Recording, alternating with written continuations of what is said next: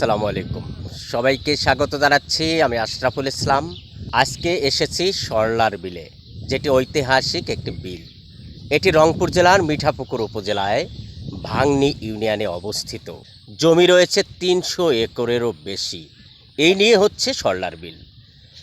এই বিলটিতে হরেক রকমের মাছ পাওয়া যায়।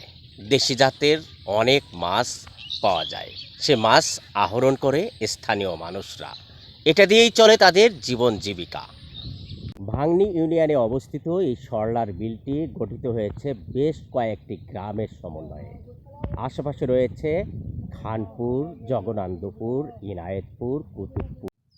স্থানীয় মানুষের সাথে আমার কথা হয়েছে। তারা জানিয়েছেন এই বিলটি নিয়ে চলছে দীর্ঘদিন ধরে সরকার এবং একটি পক্ষের সাথে বিরোধ। এই বিরোধের নিষ্পত্তি কখন হবে তা জানা নেই কারও। বর্তমানে এই বিলটির আশেপাশে যারা বাসিন্দা রয়েছে তারা এখান থেকে মাছ আহরণ করে বিক্রি করে তাদের জীবন চলে, সংসার, ছেলে মেয়েদের লেখাপড়া। এই সরলার বিলের আশপাশ মানুষগুলো যেন নির্ভর করছে এই বিলের উপরেই।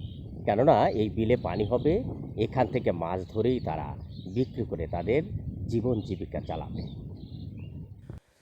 ভিডিওটি ভালো লাগলে লাইক, কমেন্ট, শেয়ার করে পাশে থাকবেন। ধন্যবাদ সবাইকে।